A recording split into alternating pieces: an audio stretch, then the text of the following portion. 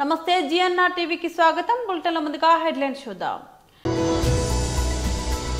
తెలంగాణ భవన్లో మీడియాతో మాట్లాడిన మాజీ మంత్రి MLA Harish Rao. BJP OBC Morcha జాతీయ అధ్యక్షులు, బీజేపీ పార్లమెంటరీ బోర్డు సభ్యులు ఎంపీ డాక్టర్ కె లక్ష్మణ్ మీడియాతో మాట్లాడారు. వైఎస్ఆర్సీపీ అధికార ప్రతినిధి మాజీ MLA కైలే Anil Kumar press meet.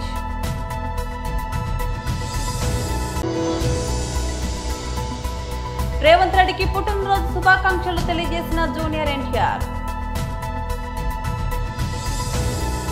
Telangana భవన్లో మీడియాతో మాట్లాడిన మాజీ మంత్రి ఎమ్మెల్యే హరీష్ రావు. జూబ్లీహిల్స్లో కాంగ్రెస్ పార్టీ గెలుపు కోసం ఎన్ని అడ్డదారులు దొక్కినా అవి ఫలించే సూచనలు కనబడకపోవడంతో బహుశా పాపం ఫ్రస్ట్రేషన్తో రేవంత్ రెడ్డి గారు ఓ గంటన్నర సేపు అడ్డమైన చెత్తవాగుడు వాగినట్టు మనకు స్పష్టంగా కనబడతా ఉంది. అంటే నిన్న రేవంత్ గారి ప్రెస్ మీట్ చూస్తే ఈ ప్రభుత్వం నడపడం నాకు చేతనైతలేదు అని ఆయన మాటల ద్వారా బయటపడతా ఉంది. తాను అసమర్థుడిని అని చెప్పకనే చెప్పుకున్నాడు రేవంత్ రెడ్డి గారు. తన అసమర్థతను బయట పెట్టుకున్నాడు రేవంత్ రెడ్డి గారు. 2 ఏళ్లలో తాను పొడిచిందేమి లేదు, తాను చేసిందేమి లేదు కనుకనే గత కాంగ్రెస్ పాలన చూసి నాకు ఓట్లేయండి జూబ్లీహిల్స్లో అని వేడుకున్నాడు నిన్న. 2 సంవత్సరాల్లో ఆయన పాలనలో ఆయన ఏం చేయలే కదా. అందువల్ల గత కాంగ్రెస్ పాలన చూసి నాకు ఓట్లేయండి అని రేవంత్ రెడ్డి గారు ఆయన ఏదో పుట్టుకనే కాంగ్రెస్లో పుట్టినట్టు, కాంగ్రెస్లో ఉన్నట్టు ఆయన మాట్లాడడం జరిగింది. బేసికల్ నేను ఇంకోటి అంటున్నా, నువ్వు గత కాంగ్రెస్ పాలన అంటే 2004 నుంచి 2014 వరకు నాటి కాంగ్రెస్ పాలన చూసి జూబ్లీహిల్స్లో మాకు ఓటేయండి అంటుండు. మరి నువ్వు ఆ రోజు ఏ పార్టీలో ఉన్నావు? నాడు తెలుగుదేశం పార్టీలో ఉండి నువ్వేమన్నావు ఆ రోజు? దురదృష్టవశాత్తు పెద్దలు స్వర్గీయ వైఎస్ రాజశేఖర రెడ్డి గారు చనిపోతే పావురాల గుట్టలో పావురమైండ్ అని మాట్లాడింది నువ్వే కదా. మరి నాటి పాలన అంత మంచిగుంటే మరి ఆనాడు వైఎస్ఆర్ గారి మీద ఎందుకు నోరు బారేసుకున్నావు? ఆనాడు నువ్వు నాటి కాంగ్రెస్ ప్రభుత్వం చేపట్టినటువంటి జలయజ్ఞాన్ని ధనయజ్ఞం అని చెప్పి నీ నోటితోనే మాట్లాడినావు కదా. నీది నోరా మోరా? నాడు వైఎస్ రాజశేఖర రెడ్డి గారిని పట్టుకొని క్విడ్ ప్రో కో కింద 1,00,000 కోట్ల రూపాయలు వైఎస్ రాజశేఖర రెడ్డి గారు అవినీతికి పాల్పడాలని మాట్లాడిన మాటలు మరి మర్చిపోయినావా? నీ నోరుని ఏమన్నా ఫినాయిల్తో కడుక్కున్నావా? ఆనాడు అసెంబ్లీలో నేను కూడా ఉన్నా. నాటి తెలంగాణ ఏర్పడక ముందు ఉమ్మడి రాష్ట్రంలో ఆనాటి కాంగ్రెస్ పాలనలో ఇదే రేవంత్ రెడ్డి తెలుగుదేశం ఎమ్మెల్యేగా అసెంబ్లీలో లేచి తన తండ్రి గారు చనిపోతే దహన సంస్కారాలు పూర్తయిన తర్వాత స్నానం చేయడానికి కరెంటు లేదు, కరెంటు ఏఈలకు డిఈలకు ఫోన్ చేసి బతిలాడుకుంటే తండ్రి చనిపోయినాక స్నానం చేయడానికి నీళ్లు లేది పాలన ఈ కాంగ్రెస్ పాలన నువ్వే కదా మాట్లాడింది. ఈరోజు పోయి నీ ఊళ్ళో అడుగు, ఆ బాయిల కాడ ఆ బోర్ల కాడ 24 గంటల కరెంట్ ఇచ్చింది ఎవడు? కేసీఆర్ ఇచ్చిండు. నాడు నీ ప్రభుత్వంలో నాటి కాంగ్రెస్ పాలనలో 6 గంటల కరెంట్ రాలే. బీజేపీ ఓబీసీ మోర్చా జాతీయ అధ్యక్షులు, బీజేపీ పార్లమెంటరీ బోర్డు సభ్యులు ఎంపీ డాక్టర్ కె లక్ష్మణ్ మీడియాతో మాట్లాడారు. ఈరోజు భారతీయ జనతా పార్టీ తెలంగాణ కేంద్ర కార్యాలయంలో జరుగుతున్నటువంటి మీడియా సమావేశానికి వచ్చినటువంటి ప్రింట్ మరియు ఎలక్ట్రానిక్ మీడియా మిత్రులందరూ కూడా స్వాగతం. ఈరోజు భారతీయ జనతా పార్టీ సీనియర్ నాయకులు, జాతీయ ఓబీసీ మోర్చా అధ్యక్షులు, జాతీయ పార్లమెంటరీ బోర్డు సభ్యులు గౌరవనీయ డాక్టర్ లక్ష్మణ్ గారు మీ ద్వారా తెలంగాణ ప్రజలను ఉద్దేశించి మాట్లాడవలసిందిగా కోరుతున్నాను.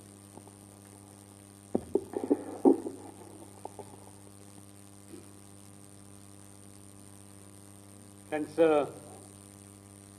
అందరికీ నమస్కారాలు.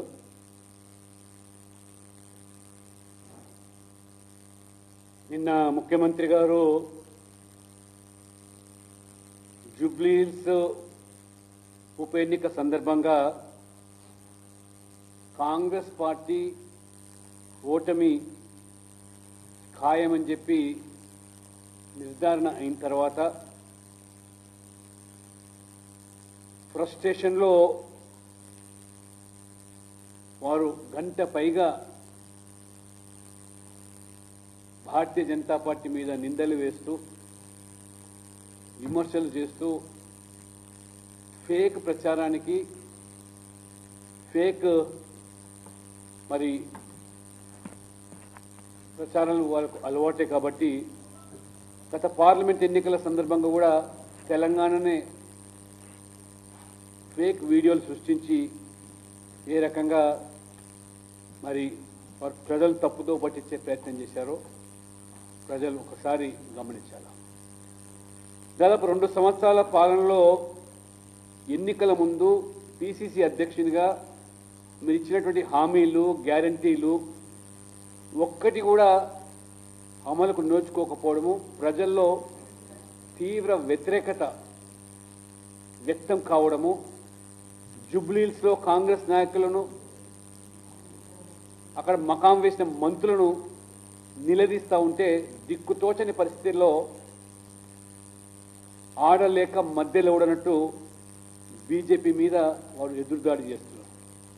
మొత్తం రాష్ట్రంలో ప్రజలు ముఖ్యంగా రైతులు పంట నష్టంతో వారు బాధపడుతూ ఉంటే, ఒకవైపు విద్యార్థులు ఫీ రియంబర్స్మెంట్ రాకపోవడము, ఉన్నత చదువు అర్ధాంతరంగా మానుకునే పరిస్థితి. వైఎస్ఆర్సీపీ అధికార ప్రతినిధి మాజీ MLA కైలే Anil Kumar press meet నిర్వహించారు. ఎన్యూమరైజేషన్ చేస్తానని చెప్పి రైతుల్ని నమ్మించి రైతుల్ని బ్లాక్మెయిల్ చేసే పరిస్థితి ఈరోజు జరుగుతోంది క్షేత్రస్థాయిలో. ఎన్యూమరైజేషన్ చేస్తే రేపొద్దున మీ పంట నష్టం నమోదు చేస్తే ధాన్యం కొనుగోలు చేయమని చెప్పి ఒకవైపున బ్లాక్మెయిల్ చేస్తూ రైతుల్ని, ఒకవైపు రకరకాలుగా వాళ్ళని మీరు వస్తే కేసులు పెడతామని చెప్పి బెదిరిస్తా ఉన్నారు. ముఖ్యమంత్రి మొన్న సాక్షాత్తు మాజీ ముఖ్యమంత్రి జగన్మోహన్ రెడ్డి గారు వచ్చినప్పుడు రైతన్నల పరిస్థితి చాలా దారుణంగా వాళ్ళందరూ కూడా జగన్మోహన్ రెడ్డి గారి ముందు చెప్పుకున్నారు. కానీ వాళ్ళు ఏమీ చేయలేని పరిస్థితుల్లో అగమ్యగోచరంగా వాళ్ళ పరిస్థితి అగమ్యగోచరంగా తయారైందని చెప్పి ఈ సందర్భంగా తెలియజేస్తా ఉన్నాం. ఒక్కరోజు ముందు ఒక్కరోజు మాత్రమే గడువు ఇచ్చారు. ఎన్యూమరేషన్ చేయడం కోసం ఒక్క రోజులో సాధ్యపడే విషయం అని చెప్పి నేను అడుగుతా ఉన్నా. ఒక్క రోజులో పంట ఎంత నష్టపోయింది అని అంచనా వేయడం అది సాధ్యపడే విషయం అని చెప్పి నేను మీ ద్వారా ఈ రాష్ట్ర ప్రభుత్వాన్ని అడుగుతా ఉన్నాం. ఎందుకంటే ఒక్కరోజు టైం ఇచ్చి ఆ ఒక్కరోజు టైంలో రైతుల్ని ఆఫీసులకి పిలిపించుకుని వాళ్ళని బ్లాక్మెయిల్ చేసి అంటే రేపొద్దున ధాన్యం కొనమని చెప్పి రైతుల యొక్క సంఖ్యని తగ్గించడం కోసం ఒక ప్రయత్నం చేశారు. నిజంగా రైతుల పరిస్థితి ఏ విధంగా ఉందంటే ఈరోజు పంట చేతికొచ్చే సమయం అంటే దాదాపుగా ఒక 10-15 రోజుల్లో పంట చేతికొచ్చే సమయంలో ఈ హఠాత్ పరిణామంతో రైతులు చాలా ఇబ్బందులు పడుతూ ఉన్నారు. నిజంగా రేపొద్దున మిషన్ కోయడం కోసం ఈ పంట నష్టపోయిన పరిస్థితుల్లో ఆ మిషన్ కోతకు ఇంకా అదనంగా 10,000 రూపాయలు యాడ్ అయ్యే పరిస్థితి ఈరోజు గ్రామాల్లో కనబడతా ఉంది. ఆ 10,000 రూపాయలు అంటే ఇప్పుడు మొన్న సవ్యంగా సాగితే మిషన్ కోతకి ఇప్పుడు మిషన్ తీసుకొచ్చి అదనపు గంటలు పెడితే 10,000 రూపాయలు ఖర్చు అయ్యే పరిస్థితులు కనబడతా ఉన్నాయి. అదేవిధంగా పూర్తిగా పంట పడిపోయిందే నష్టం వచ్చిందని చెప్పి రైతులకి వేరేగా తప్పుదో పట్టిస్తా ఉన్నారు. కానీ నిలబడిన పంట కూడా నష్టపోయే పరిస్థితి ఈరోజు పంట కనపడతా ఉంది. ఎందుకంటే ఇప్పుడే పంట పాలు పోసుకునే టైంలో అంటే ఆ సంకు ఏదైతే ఉందో ఆ సంకు ఇంకా బతికే పరిస్థితి లేదు. ఈరోజు వెళ్ళి మనం ఒకసారి అది గమనిస్తా ఉంటే అవన్నీ కూడా తప్పలు కనిపిస్తూ ఉంటాయి. అంటే ధాన్యం తయారయ్యే పరిస్థితి లేదని చెప్పి మనం చేస్తా ఉన్నాం. అదేవిధంగా ఈ ప్రభుత్వం అలాంటి సమయంలో చేయాల్సిన పని ఏంటంటే గ్రామాల్లో కొంచెం ఎక్స్పర్ట్స్ని తీసుకెళ్లి ఎంత పంట నష్టపోయింది అనే కార్యక్రమాన్ని వాళ్ళు చేయాల్సింది పోయి ఈరోజు రైతుల్ని బ్లాక్మెయిల్ చేసే పరిస్థితి కనపడతా ఉందని చెప్పి కూడా తెలియజేస్తా ఉన్నాం. అదేవిధంగా అసలు ఈ పరిస్థితి అంతటికి కూడా కారణం ఏంటంటే సక్రమంగా ఎప్పుడు కూడా రేవంత్ రెడ్డికి పుట్టినరోజు శుభాకాంక్షలు తెలియజేసిన జూనియర్ ఎన్టీఆర్. వరంగల్లో నేర ప్రపంచాన్ని కుదిపివేసిన సూరి గ్యాంగ్ ను పోలీసులు పట్టుకున్నారు. డీసీపీ అంకిత్ కుమార్ తెలిపారు. సెప్టెంబర్ 18న షాయంపేటలో లారీ డ్రైవర్ ను బెదిరించి దోపిడీకి పాల్పడిన ముఠాను సిపి ఆదేశాలతో ఏర్పాటు చేసిన ప్రత్యేక బృందాలు పట్టుకున్నాయని, ప్రధాన నిందితుడు సూరిపై 45 క్రిమినల్ కేసులు, 3 పీడీ యాక్టులు నమోదు కాగా రాచకొండ కమిషనరేట్ నుండి బహిష్కరణకు గురైన అతను వరంగల్లో మళ్లీ క్రిమినల్ యాక్టివిటీస్ చేయడానికి ప్రయత్నించినట్టు తెలిపారు. బీహార్ కు చెందిన వ్యక్తితో జైల్లో పరిచయం ఏర్పడి అక్కడి నుంచి 2 షార్ట్ వెపన్స్ సూరి తెచ్చుకున్నాడని వెల్లడించారు. మొత్తం 8 మంది ముఠా సభ్యులను అరెస్ట్ చేసి భూపాలపల్లిలో హత్యలకు సిద్ధమవుతున్న కుట్రను అడ్డుకున్నామని డీసీపీ తెలిపారు. ఏటు సమాజ్ శ్రీ చక్రి ఇతను ములుగు డిస్ట్రిక్ట్ నుంచి, చుంచు రాహుల్ ఇతను భీమారం హనంకొండ నుంచి, నామిడ్ల శివమణి ఇతను హసన్పర్తి హనంకొండ, A5 శివ వైభవ్ ఇతను భీమారం మన హనంకొండ, A6 క్రాంతి ఇతను ములుగు నుంచి, A7 ఎనుగాల నితిన్ ములుగు నుంచి, and accused number 8 Aditya Thakur ఇతను Bihar, resident of Bihar. So ఈ దీంట్లో మతలబ్ ఈ ఇన్సిడెంట్ ఎట్లా అయింది ఇది నేను చెప్తాను. ఈ పర్టికులర్ ఇన్సిడెంట్ ఈ దసారి సురేందర్ అండ్ వీళ్ళ gang members on 18th September వీళ్ళు అక్కడ శ్యాంపేట్లో ఒక ఇన్సిడెంట్ జరిగింది. యాక్చువల్లీ దీంట్లో they made extortion from lorry driver and from petrol pump at the petrol pump. Firstly వీళ్ళు ఈ లారీ డ్రైవర్తోని గొడవ చేశారు, అతనికి కొట్టారు. తర్వాత 200-300 మీటర్ తర్వాత అక్కడ ఒక భారత్ పెట్రోల్ పంప్ ఉంది శాంపేట్ లిమిట్లో. అక్కడ ఈ గ్యాంగ్ మెంబర్స్ వీళ్ళు అక్కడ ఎక్స్టార్షన్ చేశారు. 200 రూపీస్ 300 రూపీస్ ఫస్ట్లీ పెట్రోల్ నింపారు అండ్ తర్వాత ఎక్స్టార్షన్ చేశారు.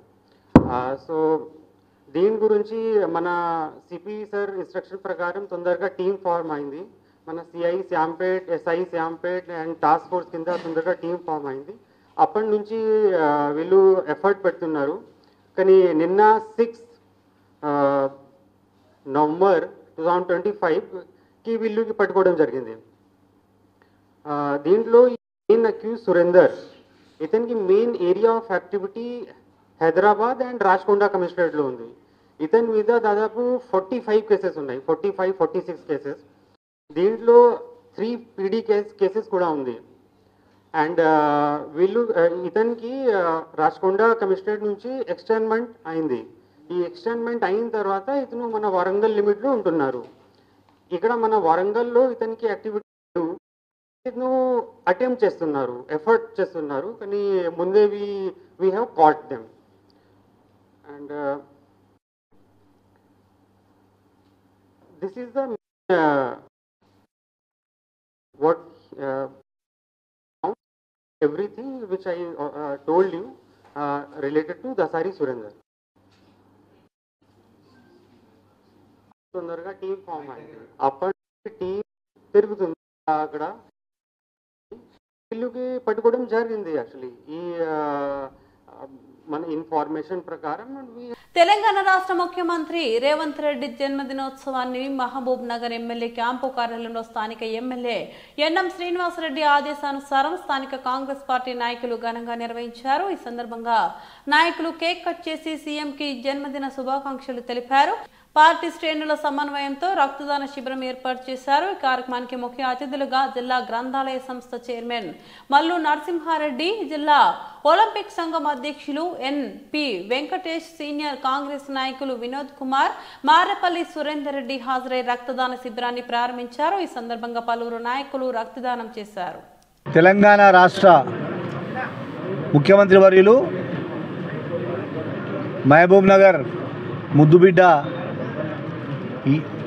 మన రేవంత్ రెడ్డి గారి జన్మదిన సందర్భంగా మహబూబ్ నగర్ నియోజకవర్గానికి చెందినటువంటి కాంగ్రెస్ శ్రేణులు అందరూ కూడా కలిసి రక్తదాన శిబిరం ఏర్పాటు చేయడం జరిగింది.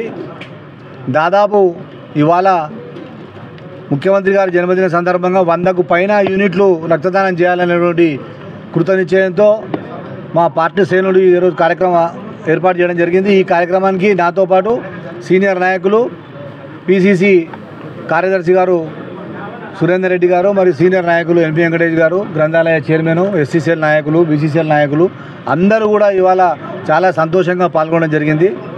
ఒకటే చెప్తా ఉన్నా, ఈ సందర్భంగా వాళ్ళ తల్లిదండ్రులు జన్మనిచ్చారు, కానీ ఆయన తెలంగాణకు మరో జన్మనిచ్చిండు. ఎన్నో ఆశలతో సాధించుకున్నటువంటి తెలంగాణను అసలు సిసలైన పరిపాలన అందిస్తూ, ప్రజాపాలన అందిస్తూ, ప్రజలకు నిజంగా నిజమైన తెలంగాణ ఫలితాలను అందిస్తున్నటువంటి నాయకులు మన ప్రియతమ ముఖ్యమంత్రి గారు. కనుక ఈరోజు వారి బర్త్డేను రాష్ట్రం మొత్తంలో కూడా చాలా పెద్ద మొత్తంలో జరుపుకుంటూ ఉన్నారు. అందులో భాగంగా మేము కూడా జరుపుకుంటూ ఉన్నాం. మరి ఈ సందర్భంగా వారికి ఆ భగవంతుడు నిండు నూరేళ్ళు ఇవ్వాలని, ఆయుర ఆరోగ్యాలు ఇవ్వాలని మా అందరి తరఫున, ఈ మహబూబ్నగర్ జిల్లా తరఫున కూడా భగవంతుని వేడుకుంటూ మరొకసారి మన ముఖ్యమంత్రి యనమల రేవంత్ రెడ్డి గారి జన్మదినం సందర్భంగా మొట్టమొదటగా పాలమూరు ముద్దుబిడ్డ రేవంత్ అన్న గారికి కాంగ్రెస్ పార్టీ శ్రేణుల తరఫున, పాలమూరు కాంగ్రెస్ కుటుంబ సభ్యుల తరఫున మనస్ఫూర్తిగా అందరం జన్మదిన శుభాకాంక్షలు తెలియజేస్తూ ఉన్నాం. అదేవిధంగా ఎప్పుడూ కూడా పాలమూరు అంటే ఒక కార్మికుల జిల్లా, ఒక లేబర్ జిల్లా, కష్టపడే తత్వం ఉన్న జిల్లా, కానీ నాయకత్వం ఉన్న జిల్లాగా ఎప్పుడు పాలమూరును గుర్తించలేదు తెలంగాణలో. కానీ ఆ చరిత్రను తిరగరాసి అనతి కాలంలోనే ఒక జెడ్పీటీసీ స్థాయి నుంచి ఒక ముఖ్యమంత్రి స్థాయి వరకు తలదన్నే నాయకులకు కూడా సమఉజ్జిగా నిలబడి ఆ సీఎం కుర్చీలో కూర్చున్న వాడికి కూడా ప్రజల మన్ననలు, ప్రజల మద్దతు పొందుకుంటూ అందరి మధ్యలో పాలమూరును తల ఎత్తుకొని చూసే విధంగా, అంటే మీ జిల్లా ఏ జిల్లా అంటే ముఖ్యమంత్రి జిల్లా మా జిల్లా, రేవంత్ రెడ్డి ముఖ్యమంత్రి జిల్లా మా జిల్లా అని చెప్పుకునేటట్లు, గర్వంగా చెప్పుకునేటట్లు, ఎదయిరిసి మనం లేబర్ జిల్లా కాదు, కార్మికుల జిల్లా కాదు, కష్టపడి 10 ఏళ్ల కాలంలోనే ముఖ్యమంత్రి సీటును కైవసం చేసుకొని మన జిల్లాకు పేరు తీసుకొచ్చినటువంటి నాయకుడు ఎన్ఎం శ్రీనివాసరెడ్డి గారు. ఆయనను ఆదర్శంగా తీసుకొని ఏ విధమైన సపోర్ట్ లేకుండా ఒక జెడ్పీటీసీ నుంచి జెడ్పీటీసీగా, ఎమ్మెల్సీగా, ఎంపీగా, ఎమ్మెల్యేగా, ముఖ్యమంత్రిగా ఈ రకంగా ఆయన యొక్క జీవితాన్ని చూసి ఇప్పుడున్నటువంటి అప్కమింగ్ లీడర్స్ అందరూ కూడా ఆదర్శంగా తీసుకొని ఆయన బాటలో అడుగులు వేసుకుంటా ఉన్నత స్థానానికి పోయడానికి పాలమూరుకు ఒక దిక్సూచిలాగా పనిచేస్తున్నటువంటి నాయకుడు ఎన్ఎం శ్రీనివాస్ మన రేవంత్ రెడ్డి గారు. అదేవిధంగా మనం కూడా రాబో కాలంలో ఆయన నాయకత్వాన్ని చూసి ఎంతో సిద్దిపేట జిల్లా దౌలతాబాద్, రాయపోల్ మండలాల్లో మొక్కజొన్న పంట భారీగా సాగు చేయడం జరిగింది. పీఏసీహెచ్ చైర్మన్ వెంకటరెడ్డి యూరియా విషయంలో నిర్లక్ష్యం వహించడం జరిగింది. కాంగ్రెస్ నాయకులు మండిపడడం జరిగింది. దుబ్బాక నియోజకవర్గం ఎమ్మెల్యే కొత్త ప్రభాకర్ రెడ్డి వడ్ల కొనుగోలు ప్రారంభించారు. మొక్కజొన్నల కేంద్రాన్ని మండలంలో ప్రారంభించాలని కాంగ్రెస్ నాయకులు కోరడం జరిగింది. ఎస్సీసీఎల్ అధ్యక్షులు బండారి లాల్ మాట్లాడుతూ రైతులు క్వింటాల్కి 600 పైన నష్టపోతున్నారని, వారికి సరైన న్యాయం జరగాలని కోరడం జరిగింది. కాంగ్రెస్ పార్టీ మండల ఉపాధ్యక్షులు మద్దెల స్వామి, నాయకులు, సీనియర్ నాయకులు, అధ్యక్షులు, ఉపాధ్యక్షులు, కార్యకర్తలు పాల్గొనడం జరిగింది. దౌలతాబాద్ మండల కేంద్రంలో ఈరోజు రైతుల మక్కలు పరిశీలిస్తుంటే ఇక్కడ ఉన్న చైర్మన్, పిఐసి చైర్మన్ అసమర్థత కొట్టినట్టుగా అనిపిస్తుంది. ఎమ్మెల్యే గారేమో వడ్ల కొనుగోలు సెంటర్లకు ఓపెనింగ్కి వస్తాడు, కానీ మరి అదే మక్కలు ఏం చేస్తున్నాయి? గవర్నమెంట్ మంచి మద్దతు ధర ఇచ్చి మక్కలు కొనుగోలు చేస్తే మాత్రం ఆ పార్టీకి చెందిన బీఆర్ఎస్ పిఐసిహెచ్ చైర్మన్ వెంకటరెడ్డి గారి నిర్లక్ష్యం వల్ల రైతులు తీవ్రంగా ఇబ్బందుల పాలవుతున్నారు, నష్టపోతున్నారు. దాదాపు క్వింటల్కు 600 రూపాయలు నష్టపోతున్నారు. ఇది గమనించుకొని ఎమ్మెల్యే అయినా పిఐసిహెచ్ చైర్మన్ అయినా తక్షణమే దౌలతాబాద్ మండలంలో జొన్నల కొనుగోలు కేంద్రాన్ని ఏర్పాటు చేయాలి. దౌలతాబాద్ మండలంలో నాకు తెలిసి ఉమ్మడి టీఆర్ఎస్ 9 సంవత్సరాల పాలనలో ఎక్కడ కూడా మక్కలు కొనుగోలు చేయలేదు. మరియు కాంగ్రెస్ ప్రభుత్వం వచ్చినాకనే మక్కలు కొనుగోలు చేస్తారు. దీనికి అధికారులు కూడా సపోర్ట్ చేసి మక్కలు మండల కేంద్రంలో కొనుగోలు చేయాలని కోరుచున్నాం. మెదక్ జిల్లాలో మక్కలు బాగా పండే ప్రాంతం మీద అంటే దౌలతాబాద్ మండలంలో బాగా హైయెస్ట్ మక్కలు పండుతాయి. రాయపోల్, దౌలతాబాద్ ఈ మండలాలలో బాగా మక్కలు పండుతాయి. దీనికి ఎమ్మెల్యే గారు ఇక్కడికి వచ్చి మీరు వడ్ల కొనుగోలు కేంద్రం ఓపెన్ చేసేటప్పుడు ఇక్కడ మక్కలు కనిపించినాయి. ఆ రోజు వర్షాలు పడి అవస్థలు పడ్డారు. ఇవాళ ఎండలు కొడుతున్నాయి. ఇలా ఈ మక్కలు కొనుగోలు చేయకపోవడము మక్కల కొనుగోలు కేంద్రాన్ని ఏర్పాటు చేయకపోవడం నిర్లక్ష్యం ఎవరిదంటే ఈ పిఎస్సి చైర్మన్ గారిది, వెంకటరెడ్డి గారిది అని చెప్పేసి. నువ్వు ఎప్పుడు కూడా రైతులకు ఆదుకునే నువ్వు చైర్మన్గా ఎందుకుంటావో మాకు తెలియదు, కానీ ఎప్పుడు యూరియా అందించాల్సిన సమయంలో యూరియా అందించవు, యూరియా ఇస్తలేదు గవర్నమెంట్ అని చెప్పేసి తప్పుడు ప్రచారం చేసుకుంటూ ఊళ్ళలో తిరుగుతావు. మరి అలా ఈ మక్కల సెంటర్ ఎవరు ఏర్పాటు చేయాలి? మీ పిఎస్సి చైర్మన్ గారు ఏర్పాటు చేయాలి. మరి ఎందుకు చేయటం లేదు? మీకు ఏం కావాలన్నా మేము మా ప్రభుత్వం ద్వారా మేము అన్ని అనుకూలంగా మీకు మద్దతు ఇస్తాం, రండి. సెంటర్ ఏర్పాటు చేసేదానికి మీకు ఏం. బులెటిన్ ముగించే ముందు మరోసారి హెడ్లైన్స్ చూద్దాం. తెలంగాణ భవన్ లో మీడియాతో మాట్లాడిన మాజీ మంత్రి MLA Harish Rao. BJP OBC Morcha జాతీయ అధ్యక్షులు, బీజేపీ పార్లమెంటరీ బోర్డు సభ్యులు ఎంపీ డాక్టర్ కె లక్ష్మణ్ మీడియాతో మాట్లాడారు. వైఎస్ఆర్సీపీ అధికార ప్రతినిధి మాజీ MLA కైలే Anil Kumar press meet.